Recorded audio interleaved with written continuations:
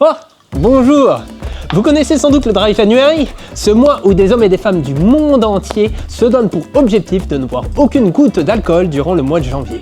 Ils étaient environ 4,5 millions en France en 2024 et seront sûrement plus en 2025. C'est dans ce contexte que le marché de la boisson sans alcool s'étend mondialement pour peser environ 25 milliards de dollars de chiffre d'affaires en 2024. L'occasion pour nous, durant ce mois de janvier, de partir à la rencontre du formateur et des participants à la formation BSA Boisson sans alcool chez Brew Society.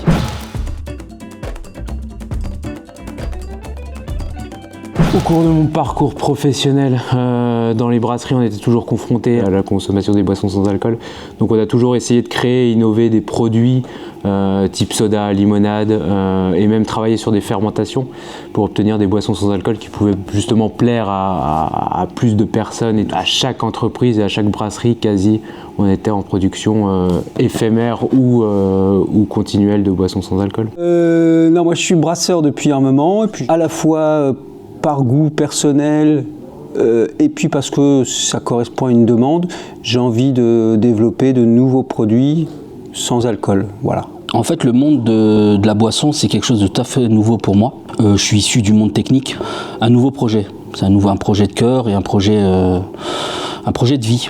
Donc on reprend avec mon associé ce projet-là pour partir et créer quelque chose de cohérent et sain pour nous. On touchera particulièrement les sportifs, le bien-être.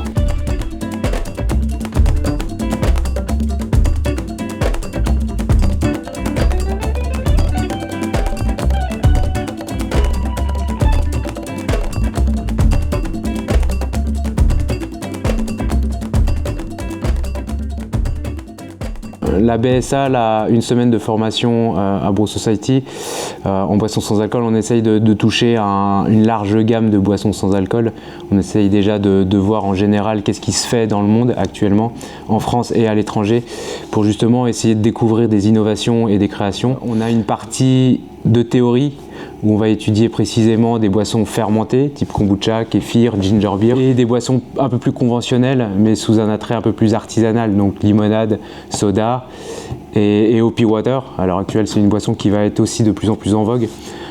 Donc on essaye de toucher une large gamme de boissons, et après en pratique, pour voir tout le process de production de la matière première au produit fini, on va faire une journée de travaux pratiques sur la création d'une boisson.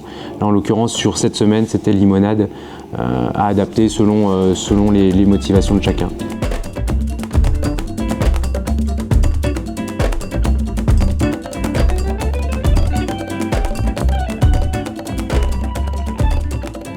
On a des personnes qui sont en lancement pur et simple, qui créent une nouvelle entreprise avec des nouvelles boissons. À l'inverse, on a des brasseurs qui veulent se diversifier dans leur production. Donc ça touche une large gamme d'individus également. Moi, j'essaye au cours de la semaine de faire beaucoup de ponts, beaucoup de parallèles entre les différentes productions. Donc, tout est adaptable étant donné qu'on est dans le monde agroalimentaire. On peut très bien jongler entre les différents matériaux et équipements pour justement produire une autre gamme de boissons. Donc on adapte en fonction de nos élèves et en fonction de leur motivation pour justement à chaque présentation d'une boisson faire toujours un parallèle avec leur projet. Ouais, on a eu de la chance aussi d'avoir ce contact assez proche. Donc ça a permis de diversifier du classeur et pouvoir répondre à des questions un peu plus personnelles et orienter plus sur le projet en lui-même que sur les généralités, quoi.